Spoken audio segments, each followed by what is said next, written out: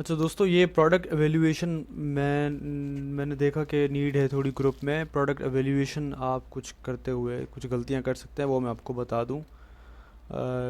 जो जो चीज़ें मुझे याद आ रही हैं वो मैं इसमें लिखता जाऊंगा। टाइम टू टाइम जो चीज़ें ऐड होती जाएंगी उसमें लेक्चर की सूरत में मैं देता जाऊंगा इंशाल्लाह। ठीक है, प्रोडक्ट एवेल्यूएशन की ये मैं पहली वीडियो बना रहा हूँ। अच्छा, इसमें बेसिकली क्या है, सबसे पहले आपने किसी से या प्रोडक्ट लेनी है या किसी कस्टमर को प्रोडक्ट देनी है। अगर देनी है तो वो क्लाइंट आपको खुद ही अपना क्राइटेरिया बताएगा, उसमें फिर आप ज़्यादा अपनी तरफ से रिसर्च ना करें, जितना वो बता रहा है उतना ही उसको दें। ठीक है, पर अगर आपने अपने लिए लेनी है तो you need to be extra careful.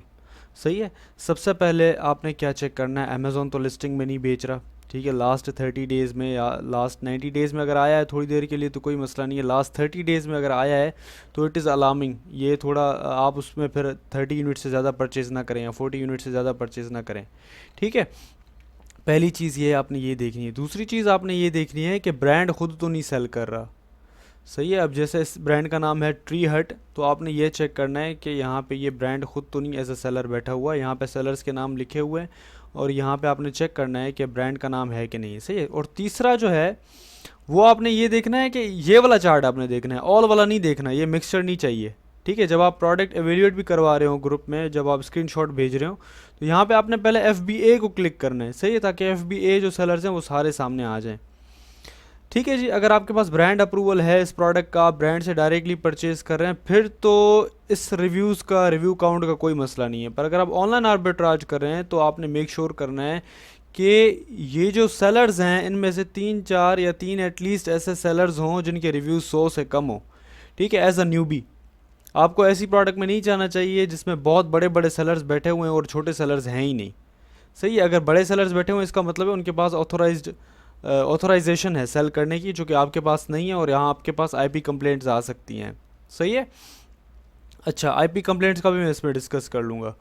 दूसरी चीज़ आपने क्या चेक करनी है, दूसरी चीज़ आपने चेक करनी है ratings.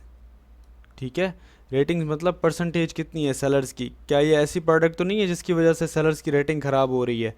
Majority of the sellers इनकी 90% से ऊपर जो है वो रेटिंग होनी चाहिए। कंपेटिटिव सेलर्स मैंने बताया था कल भी पूरी लंबी पोस्ट में। कंपेटिटिव सेलर्स ये हैं जो एटलीस्ट 10 या 15% की प्राइस के सेलिंग प्राइस के अंदर अंदर बेच रहे हैं। लेट्स से इसकी प्राइस जो है, जो लीस्ट सेलिंग या लोवेस्ट सेलिंग FBA सेलर है, इसकी प्राइस है $30, राइट। $30 के 10% से ऊपर तक या 15% से ऊपर तक जो भी सेलर्स मौजूद हैं वो सारे आपके कंपेटिटिव सेलर्स हैं, उन सब में बाय बॉक्स डिवाइड होगा। सही है, मतलब 30.03 को अगर मैं मल्टीप्लाई करूँ 1.15 के साथ, अगर 15% तक की एवरेज तक मैं अगर जाऊँ कि भाई सही है, मैं अगर 30 से 15% प्राइस अपनी ऊपर रखता हूँ, फिर भी आपको अमेजोन अक्सर औकात बाय बॉक्स देता है, तो ये बनता है $33। ठीक है, या 34 $34। $34 के अंदर अंदर जो भी आपके सेलर्स हैं यहाँ पे वो सारे कंपेटिटिव हैं। अब आप क्या करेंगे, $34 के अंदर अंदर जितने भी सेलर्स हैं ना, उसमें एक आपने खुद खुद खुद को ऐड करना है। लेट्स से यहाँ पे 6 सेलर्स हैं, 7 में आप हो गए। टोटल सेल्स जो आपकी इस प्रोडक्ट की हैं उसको आप डिवाइड करेंगे 7 के साथ। ठीक है, लेट्स से अगर इस प्रोडक्ट की मंथली सेल्स 700 यूनिट्स हैं तो आप इसे 7 के साथ डिवाइड करेंगे, पर सेलर के पास 100 यूनिट्स आएंगे। ठीक है, तो इसका मतलब यह है कि आप इस प्रोडक्ट के 100 यूनिट्स पर मंथ बेच सकते हो अप्रॉक्सीमेटली। इसमें एक कंडीशन है, कंडीशन वो क्या है, शर्त यह है कि बाय बॉक्स रोटेट हो रहा हो। ठीक है, यहाँ से आप बाय बॉक्स रोटेशन चेक कर सकते हैं कीपा से कि भाई बाय बॉक्स रोटेट हो रहा है कि नहीं। यहाँ पे कोई ऐसा सेलर नहीं होना चाहिए जिसका बाय बॉक्स परसेंटेज जो है वो 70 या 80 से ऊपर हो। इसका मतलब ये वाला सेलर जो है ब्लू ग्रे, अगर इसका 70-80 से ऊपर होता तो मैं कहता भाई ठीक है, ये बाय बॉक्स सेलर जो है ये बहुत कंपेटिटिव है, ये आपको बाय बॉक्स बहुत कम देने देगा, तो आपकी कैलकुलेशंस यहाँ पे फुस हो जाएंगी। सही है, तो इसका आपने मेक श्योर करना है कि जो सेलर्स हैं आपस में बाय बॉक्स डिवाइड करें, चाहे थोड़ा भी डिवाइड करें पर कर रहे हो। सही है। उसके बाद जाहिर सी बात है आपने इसकी मंथली सेल्स चेक करनी है। अब मैं सेलर एम से करता हूँ, आप एक्सरे से भी कर सकते हैं इसकी मंथली सेल्स चेक। अब इसका 146 आ रहा है लेट से। ठीक है, अगर 7 सेलर्स हैं, ठीक है, तो यहाँ पे मैं कैलकुलेटर खोलूँगा। कंपेटिटिव सेलर्स जितने भी है 6 हैं लेट से, 7वां मैं हो गया। 146 डिवाइड बाय 7, आपको इतनी सेल्स मिलेंगी, 20 यूनिट आपके मंथली बिकेंगे। सही है, इस प्रोडक्ट के, मतलब ये जाहिर सी बात है, अब ये अल्लाह का कलाम तो नहीं है कि बिकेंगे तो बिकेंगे ही। सही है, पर आपको टेस्ट करने हैं प्रोडक्ट्स। 20 यूनिट्स आप ख़रीद के बेचना शुरू कर दोगे, देखोगे कि इस प्रोडक्ट में कितना एक नमक है। सही है, वैसे भी कोई भी प्रोडक्ट आप टेस्ट कर रहे हो तो 20 यूनिट्स आपने परचेज करना है, चेक करके देखना है कि वो सेल हो रही है कि नहीं हो रही है। अगर सेल हो रही है तो फिर आप उसका बल्क ऑर्डर दें या बड़ा ऑर्डर प्लेस करें वेबसाइट के ऊपर या अपने सप्लायर के ऊपर। नहीं तो मिनिमम जो क्वांटिटी है वो 20 है, 20 यूनिट्स आपने परचेज करके सेल करके देखना पड़ेगा। ठीक है, अच्छा, उसके बाद आईपी कंप्लेंट्स आप यहाँ से भी चेक कर सकते हैं। सेलर एम्प यहाँ पे आपको बता देता है। सही है, ये अलर्ट्स पे आप चेक करेंगे ना तो आपको बता देता है कि नो आईपी इश्यूज़ या क्या है। ठीक है, दूसरा तरीका इसको चेक करने का ये है, प्राइस हिस्ट्री में, सॉरी हाँ प्राइस नहीं, डाटा में आप जाएंगे, प्रोडक्ट डिटेल्स में आप जाएंगे। सही है, यहाँ पे ये बहुत इंपॉर्टेंट चीज़ है। यहाँ पे आप देखते हो new third party FBA 90 days average, sorry हाँ, न्यू ऑफर काउंट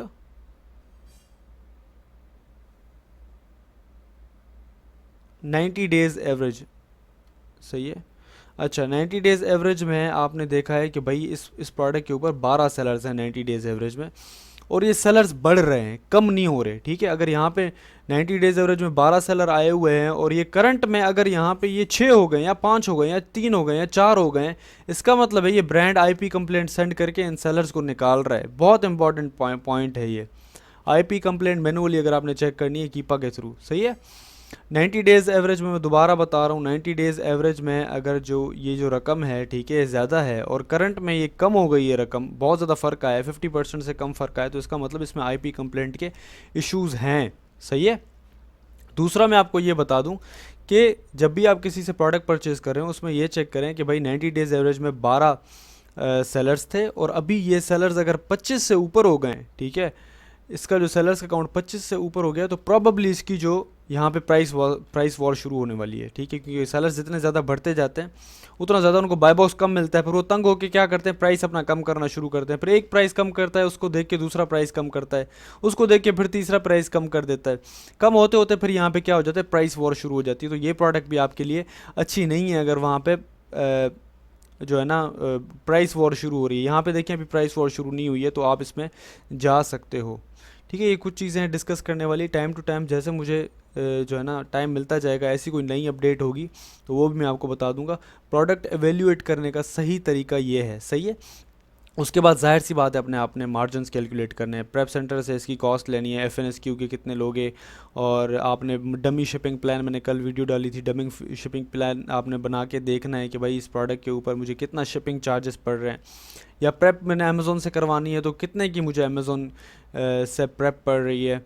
ठीक है, और सब कुछ मिला के मेरी जो कॉस्ट बन रही है, लेट्स से $16 बन रही है अगर, तो ये मेरा ROI बन रहा है 21%, $3 मुझे बच रहे हैं कि नहीं बच रहे। ठीक है, ये सारी चीज़ें आपने चेक करनी है। सही है, ये 3-4 चेक्स हैं, आप ये चेक करें, उसके बाद फिर जो है ना आप इस प्रोडक्ट में जाएँ या नहीं जाएँ।